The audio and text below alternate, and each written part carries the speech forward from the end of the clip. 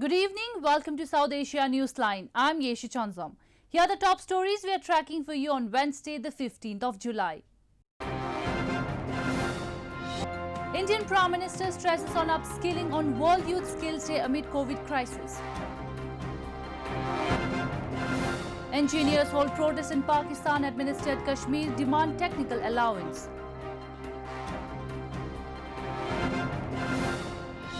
And Maldives reopened borders after almost 4 months of closure due to COVID-19. And now for all the details.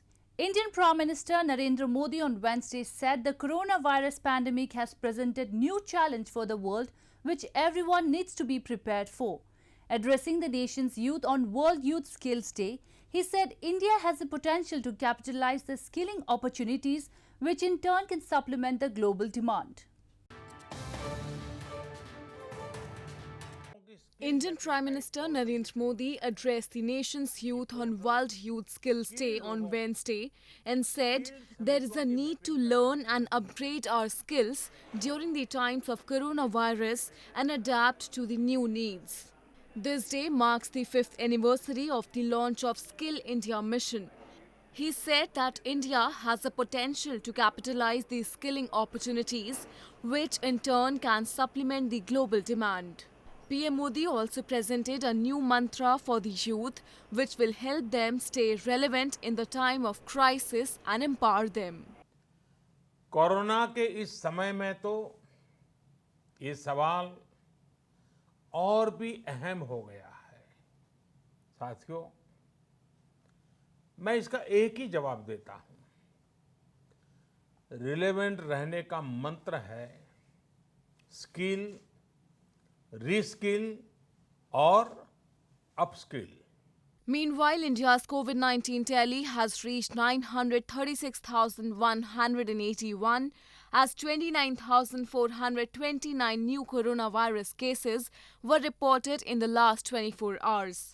Out of the total cases, 319,840 are currently active. After a surge of infections, India's high-tech hub of Bengaluru went back into a coronavirus lockdown for a week on Tuesday, threatening to derail government efforts to revive a stuttering economy. While cases in the main cities of Mumbai and Delhi account for most of the tally, infections are picking up in smaller cities, forcing authorities to reimpose curbs. Moving on, parts of India's northeastern Assam and eastern Bihar provinces continue to be severely affected by heavy monsoon rains and subsequent flooding. In Bihar, where some districts have submerged due to the ongoing rains resulting in flood, in Assam, the waters have resulted in the killing of at least 61 people. Most of the rivers in the region, including the Brahmaputra, are in spate as they are flowing above the danger level. Many roads, bridges and other infrastructure have been damaged in the floods and landslides across Assam. Not just human beings, but many wild animals in Kaziranga National Park, a World Heritage Site, too have been displaced and killed. According to Forest Department officials, over 90% of the park have been inundated and 66 wild animals, including 2 rhinos, have died. Scores of engineers carried out a peaceful rally in Pakistan-administered Kashmir to demand the technical allowance, which they say is being deliberately denied to them by the administration. The demonstrators issued an ultimatum saying that the intensity of their rallies would increase if the government didn't pay immediate heed to their demands.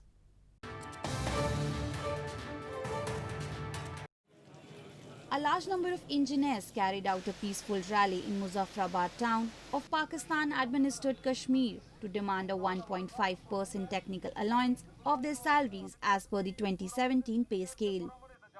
The demonstrators claimed the technical allowance is being deliberately denied to them by the administration. Issuing an ultimatum, the engineers warned the intensity of their rallies would increase if government did not pay an immediate heed to their demands. जब हक देने की बात आती है, बदकिस्मती के साथ एक साजिश के तहत इंजीनियर्स को उनका हक नहीं दिया जाता। ये जो ठंडे कमरों में बैठे हुए लोग फैसला करते हैं, उनको ये याद रखना चाहिए ये जो बिल्डिंग है, ये स्ट्रक्चर है, ये जो रोड्स हैं, ये जो बिजली है, पानी है, सारा हमारी कार नुमाया है, हमारे बुजुर्गों के जो हमारे सीनियर थे उनकी काविशों का नतीजा है। Pakistan, which has given similar allowances to engineers in its other provinces, has turned a blind eye to the demands of these men in Muzaffarabad town of the illegally occupied region. इस कबील से ताल्लुक़ रखने वाले लोगों को अगर अपनी logic से और डिसेंसी से अपने मुतालबात उन्हें तस्लीम ना करें तो ये अफसोस का मकाम है। और इससे भी ज़्यादा अफसोसनाक बात ये है कि पॉलिटिकल एलीट जो है ना इस बात को मानती है, इसको तस्लीम करती है, लेकिन हमारी ब्यूरोक्रेसी जो है ना इसमें आड़े आती है। It is not just about the engineers. Locals claim Pakistan has systematically denied benefits, rights and resources to the people of the illegally occupied territory for years. Demands and dissents have been suppressed using excessive force, and in some cases even a legislative route has been used to keep them marginalized and deprived. In news from Nepal, Nepal in damage control mode following controversial Prime Minister KP Sharma Oli's remarks over the birthplace of Hindu Lord Ram in India has said Oli did not intend to hurt the sentiments of anyone or any cultural values by his statement. Oli on Monday in his statement claimed that the real birthplace of Lord Ram lies in Nepal and not in India. Nepal has issued a clarification over its Prime Minister KP Sharma Oli's controversial claim that Hindu Lord Ram was born in the Himalayan country and not in India. A statement from Nepal's Foreign Ministry on Tuesday evening said Oli's remark was not political and not meant to disrespect Ayodhya, believed to be Ram's birthplace located in northern India, and its significance. Oli's claim has been widely condemned both in Nepal and India. Deputy Chair of the ruling Nepal Communist Party or NCP, Bamre Gautam, criticizing Oli's dubious claim, said he had always been scared about time when Oli would come forward with such unproved information.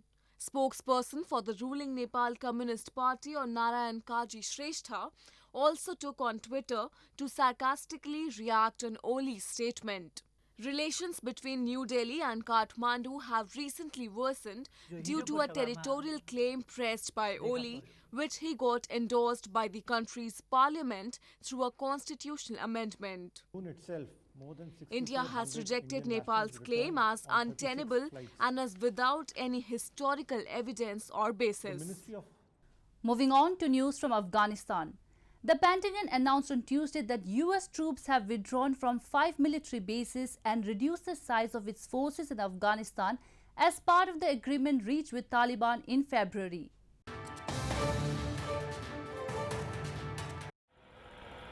The United States has withdrawn from 5 bases in Afghanistan and reduced the size of its forces there as part of the agreement it entered into with the Taliban earlier this year, the Pentagon announced on Tuesday. Chief Pentagon spokesman Jonathan Hoffman said in a statement, U.S. forces in Afghanistan remain in mid-8,000s and 5 bases formerly occupied by U.S. forces have been transferred to our Afghan partners. The U.S. and the Taliban signed a historic agreement on February 29 aimed at reducing violence in hopes of fostering bilateral talks between the Afghan government and the extremist group to end the war-torn nation's 18-year conflict. According to the deal, the U.S. had 135 days to fulfill its pledge to reduce troops to 8,600 from nearly 14,000 in Afghanistan, which ended Monday. The Taliban agreed not to allow Al-Qaeda, Islamic State or any other militant group to operate in areas they control as part of the pact. Moving on to news from Sri Lanka. Sri Lankan President Gotabaya Rajapaksa has called for an increase in the number of PCR tests to detect COVID cases as fears have emerged of another wave of community cases in the country after a gap of over 2 months. Sri Lankan President Gotabaya Rajapaksa chaired a meeting of COVID task force to review the current situation in Colombo Tuesday evening. Gotabaya called for an increase in the number of PCR tests to detect COVID cases as fears have emerged of another wave of community cases in the country after a gap of over 2 months. He assured that the challenge of protecting the people until the COVID-19 pandemic is eradicated from the world will be met by controlling the risk of spread of the virus from time to time within the country.